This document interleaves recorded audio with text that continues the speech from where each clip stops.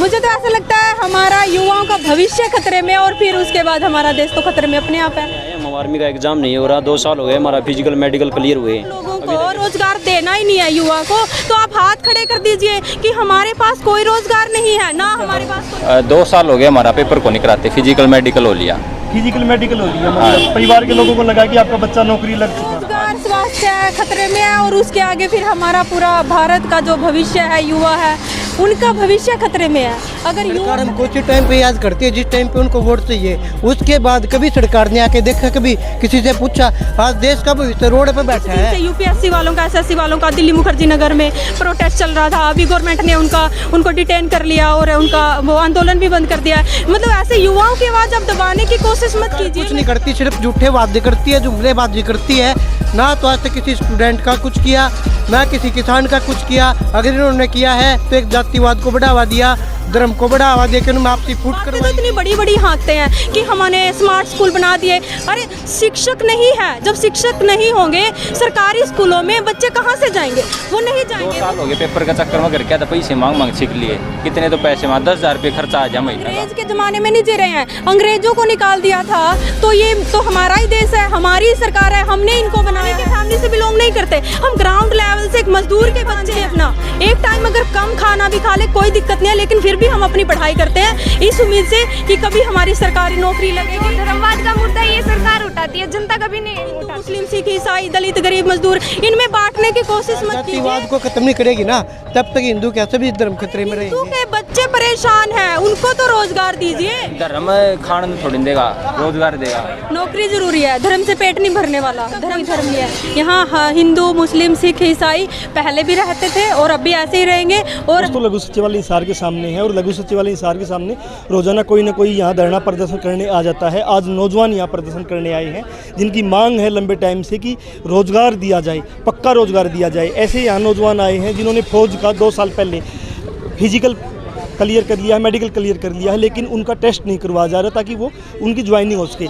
ऐसे भी नौजवान आए हैं जिनका टेस्ट भी क्लियर हो गया, जिनकी ज्वाइनिंग होनी थी, लेकिन वो फिर भर्ती कैंसिल कर दी गई, फिर दोबारा भर्ती निकाली गई, फिर कैंसिल कर दी गई। ये जो सरकार खेल खेल रही नौजवानों के नाम पे, जो हिंदू धर्म के खतरे में, मुस्लिम धर्म के खतरे में नाम के ऊपर लोगों को लड़ा रही है, कभी हनुमान चालीसा के लोगों को लड़ा रही है, उनको ये देखना चाहिए कि हरियाणा का नौजवान या पूरे देश का नौजवान रोजगार मांग रहा है, वो शिक्षा मांग रहा है। उनको रोजगार चाहिए, शिक्षा चाहिए, उनको ये आपके जुमले नहीं चाहिए। नौजवानों से हमने बातचीत की, उन्होंने बताया है कि हमें रोजगार चाहिए ताकि हम अपनी ज़िंदगी जी सकें।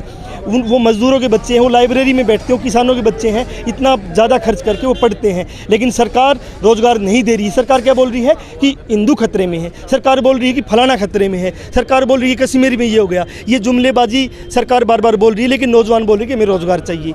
तो सरकार से इनकी अपील है कि रोजगार उनको दे दिया जाए। क्या नाम है? मेरा नाम नीलम है और मैं नरवाना से आई हूँ। कल हम जींद डीसी के पास गए थे, उनको हमने ज्ञापन सौंपा है ताकि पीएम तक हमारी बात पहुँच सके। और जैसे 2 साल कोरोना ने ख़राब किए हैं स्टूडेंट्स के, यूपीएससी, एसएससी, आर्मी और बैंकिंग के। एज बार हो गए हैं, कुछ स्टूडेंट्स का अटैम्प्ट ख़त्म हो गया, जैसे यूपीएससी में काउंट होते हैं अटैम्प्ट। तो हमारी रिक्वेस्ट है मतलब सभी सीएम से जितने स्टेट के हैं वो मतलब अपने ज्ञापन को सौंपे प्रधानमंत्री को, ताकि प्रधानमंत्री जी हमारी बात सुने। सब युवाओं को जो एज बार हो गए हैं या जिनके अटैम्प्ट खत्म हो गए हैं वो 2 साल का एज रिलैक्सेशन दे और कंपनसेटरी अटैम्प्ट दे। और जो ये आर्मी की और नेवी की जो भर्ती नहीं की जा रही है, पेंडिंग पड़ी है, ये भर्ती की जाए। क्योंकि हमारे हरियाणा के जवान सड़कों पर आपको सुबह 5 बजे 4 बजे कभी भी उठकर देख लीजिए, आपको खुद दौड़ते मिलेंगे। तो इनके अंदर एक जुनून है कि हमें आर्मी में जाना है बस, और कोई चाहत नहीं है। तो ये आर्मी की भर्ती की जाए और नेवी की भर्ती की जाए और एसएससी का कैलेंडर जारी किया जाए। और जो ग्रुप सी और ग्रुप डी की वैकेंसी को कैंसिल कर दिया, जो 2018 से 2021 तक इन जिस स्टूडेंट्स ने फॉर्म अप्लाई किए हैं, क्योंकि बेरोजगार युवा है, हर कोई स्टूडेंट मतलब फॉर्म अप्लाई करता है। डिजिटल खर्चा भी होता है और जो ड्राफ्ट होता है वो भी होता है। अब जैसे गरीब मजदूर परिवार है, ईडब्ल्यूएस किसान परिवार के बच्चे हैं, उन लोगों के पास इतने पैसे नहीं है कि वो एकेडमी में बैठे रहें या फिर लाइब्रेरी में जाते रहें, क्योंकि लाइब्रेरी की भी फीस फिक्स नहीं होती है, एकेडमी की फीस भी फिक्स नहीं होती है। तो उन वैकेंसी को बहाल किया जाए, स्टूडेंट्स का एग्ज़ाम लिया जाए और जो ये सीईटी का बहाना दे के कैंसिल कर रहे हैं। सीईटी का तो उन्होंने मॉडल भी जारी नहीं किया है। स्टूडेंट को मतलब छात्रों को भटकने पे मजबूर कर रही है सरकार। हम पढ़ने वाले स्टूडेंट्स हैं जितने भी यहाँ पे हैं, सब अच्छे स्टूडेंट्स हैं, अच्छी तैयारी करने वाले। और हमने ये जो मार्च निकाला है तो हम 22 डिस्ट्रिक्ट जो हमारे हैं, जैसे कल हमने जींद में किया था और ऐसे ही 1 बाय 1 करके आज जैसे हमने हिसार में किया, ऐसे हम डीसी के माध्यम से सभी डिस्ट्रिक्ट के थ्रू तो हम पीएम तक और सीएम तक अपनी बात पहुँचाना चाहते हैं। मैम, आप निजीकरण के पक्ष में या खिलाफ में? हम खिलाफ में हैं। निजीकरण होगा, देखो रेलवे से ही आप ले लीजिए, रेलवे सबसे बड़ा सेक्टर है हमारे भारत में। अगर रेलवे का निजीकरण किया जाएगा, पहले ही इतना बेरोजगारी है। मैं पूरे हरियाणा की बात नहीं कर रही, पूरे भारत की बात कर रही हूँ। हरियाणा तो नंबर 1 हो गया, लेकिन पूरा भारत भी हमारा नंबर 1 ही हो गया। आप जैसे SSC-GD के स्टूडेंट हैं नागपुर में, सड़कों के आगे लेटे हुए, कितने दिन से आमरण अनशन चल रहा है। ऐसे ही कभी HSSC वाले मतलब धरना प्रदर्शन बैठे हैं, जैसे अभी कुछ दिन से UPSC वालों का, SSC वालों का दिल्ली मुखर्जी नगर में प्रोटेस्ट चल रहा था। अभी गवर्नमेंट ने उनको डिटेन कर लिया और उनका वो आंदोलन भी बंद कर दिया है। मतलब ऐसे युवाओं की आवाज़ आप दबाने की कोशिश मत कीजिए। मैं सरकार की पॉलिसी साफ निजीकरण के पक्ष में है, वो निजीकरण कर रही। ग्रुप सी और ग्रुप डी को वो रोजगार कौशल निगम के तहत प्राइवेट कर चुकी है। हाँ, हम इसके आपकी लड़ाई कहाँ तक जाएगी? हमारी लड़ाई निजीकरण हम नहीं होने देंगे। हम देश का जो हरियाणा का देश का जो युवा है इस बात को समझ गया, क्योंकि ये कॉन्ट्रैक्ट बेस पे जो 10 से 12,000 6,000 में जो काम करवा रहे हैं फुल डे, सुबह 8-9 बजे से शाम के 6-7 बजे तक काम ले रहे हैं। मतलब ये तो शोषण करने वाली बात है स्टूडेंट का। ना तो हमारी एजुकेशन में इतनी क्वालिटी, आप सरकारी स्कूलों में जाकर देख लीजिए। मतलब बातें तो इतनी बड़ी बड़ी हाँकते हैं कि हमने स्मार्ट स्कूल बना दिए। अरे शिक्षक नहीं है, जब शिक्षक नहीं होंगे सरकारी स्कूलों में बच्चे कहाँ से जाएंगे? वो नहीं जाएंगे, वो छोड़ के प्राइवेट में जा रहे हैं। प्राइवेट स्कूलों में कोई फिक्स नहीं है फीस को, मतलब आप किसी भी स्कूल में LKG नर्सरी 3-4 साल तो मतलब फर्स्ट में आने से लगवा देते हैं। प्रधानमंत्री जी से प्रार्थना है, हम सरकार के विरुद्ध बिल्कुल भी नहीं है। मतलब हम तो ये चाहते हैं कि हमारी जो ग्राउंड लेवल की जो डिमांड है स्टूडेंट्स की, आप उनको रोजगार दीजिए। युवा मतलब पढ़ तो रहा है, फिर बेरोजगारी में एक सवाल और है, मतलब जब वोट दिया था रोजगार के लिए वोट दिया था या पाकिस्तान, कश्मीर, हिंदू मुस्लिम के लिए वोट? नहीं, देखो हम भारत, सिख, ईसाई, हिंदू, मुस्लिम सब हम भाई हैं। लोगों ने वोट किस आधार पे दिया था मैम? बीजेपी जब सरकार में आई है, दूसरी पार्टियां सरकार में आई, उनका मुद्दा ही नहीं था रोजगार का, तो आज रोजगार कैसे देगी? आप हाथ जोड़ के मांग रही हैं। तो रोजगार का मुद्दा तो पहले देखो, अगर पहले की मैं बात करूँ, स्टार्टिंग में जब बीजेपी आई, हमारा इतना मतलब बेरोजगार युवा नहीं था। अगर मैं बात करूं तो जैसे वैकेंसी भी ठीक ठाक चल रही थी, लेकिन अब जैसे ही स्टार्टिंग में बीजेपी आई, उन्होंने ठीक वैकेंसी मतलब टाइम पे कैलेंडर जारी किया, उन्होंने ज्वाइनिंग भी दिया है कुछ स्टूडेंट्स को।